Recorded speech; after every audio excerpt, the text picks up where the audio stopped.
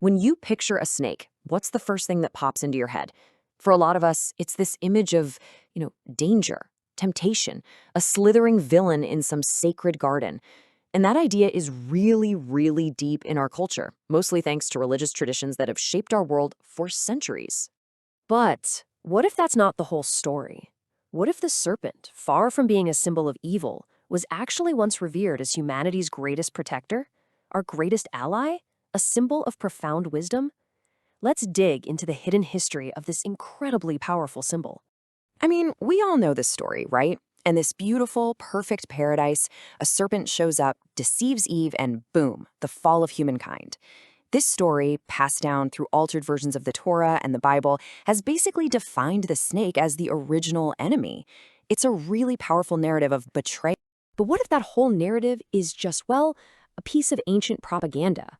What if the story was intentionally twisted to demonize a powerful symbol?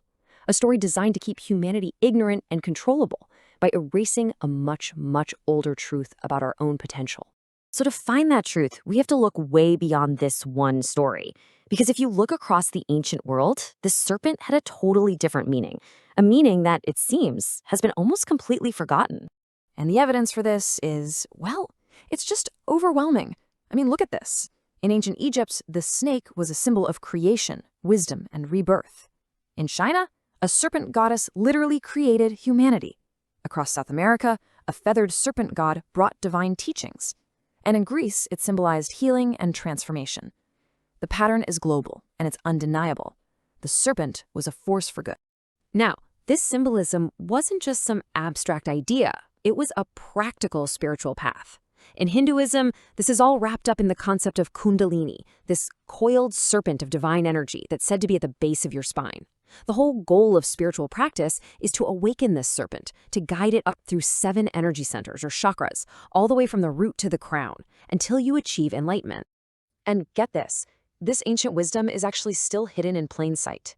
This image of a serpent rising up along a central staff, it should look pretty familiar. It is the direct ancestor of the modern symbol of medicine, the rod of Asclepius. It's a symbol of healing we see every single day, and its roots stretch all the way back to this deep spiritual understanding of transformation. This whole theme of transformation was also central to alchemy.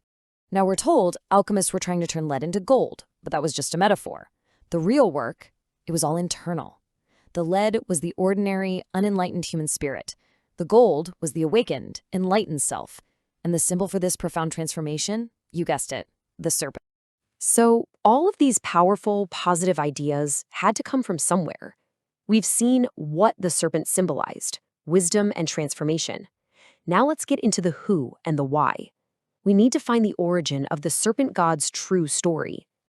Our search for that origin takes us way, way back to the cradle of civilization, ancient Sumer. According to the source texts for this explainer, this is where the original story, the one that influenced all these other cultures, was first written down. And it's here that we meet the central figure, the Sumerian god Enki. He was the god of knowledge, science, genetics, and progress. He was seen as the creator and, more importantly, the protector of humanity. And his primary symbol was the serpent. Now, this is where a cosmic drama really kicks off. Enki wasn't alone. As you can see here, he had a rival, Enlil, who wanted to keep humanity as an ignorant slave race. But Enki, the serpent god, fought against this. He saw humans as his potential successors, and he defied the other gods to give us intelligence and the ability to grow. He was our champion. And Enki's dedication to humanity went to the absolute extreme.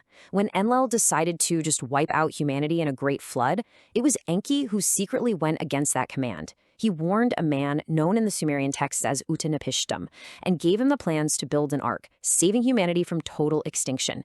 This is the original story that would later be adapted into the Tale of Noah. So, if Enki, the serpent god, was humanity's greatest protector and teacher, how on earth did his symbol become the very picture of evil? This brings us to the crucial turning point in our story. How was an icon of wisdom masterfully inverted to represent sin? According to the source, this was a deliberate, multi-stage corruption. If you follow the timeline here, you can see how the story was first flipped on its head in the altered Torah. The benevolent serpent god was recast as a malicious tempter. And this rewrite didn't just demonize the serpent, it was also used to subjugate women. Centuries later, these same stories were brought into Islamic culture, not through the Quran, but through fabricated sayings known as hadith. This table just lays it all out, crystal clear. In the corrupted Torah and Bible, the bad guy is the serpent, the crime is eating a fruit, and the punishment for women is this divine curse. But the source argues the original Quranic narrative is completely different. The tempter is Iblis, a spiritual entity, not an animal, and the forbidden act has nothing to do with fruit. In fact, the source argues that with a proper translation, the story isn't about a forbidden tree at all, but a forbidden shajra, which can also mean lineage or bloodline.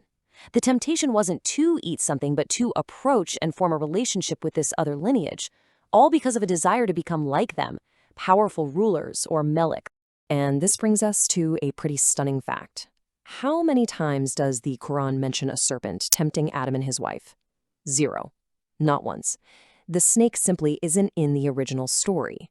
The only source for that narrative in Islamic tradition comes from those fabricated hadiths, which directly imported the corrupted story from other beliefs. So what is the story really about? Well, it's a timeless, cautionary tale about the human condition. It's about ego, it's about envy, and that desire to be like those we see as more powerful. It's a story about our own internal weaknesses, not about the trickery of some external animal. The blame was just shifted from our own ego onto a serpent. And that, right there, is the main takeaway. We've seen a powerful symbol of enlightenment, of humanity's own divine potential, masterfully twisted into an icon of evil to be feared. And it just leaves us with this final provocative thought. If they could do that to the serpent, what else have we been taught to fear that was originally meant to set us free?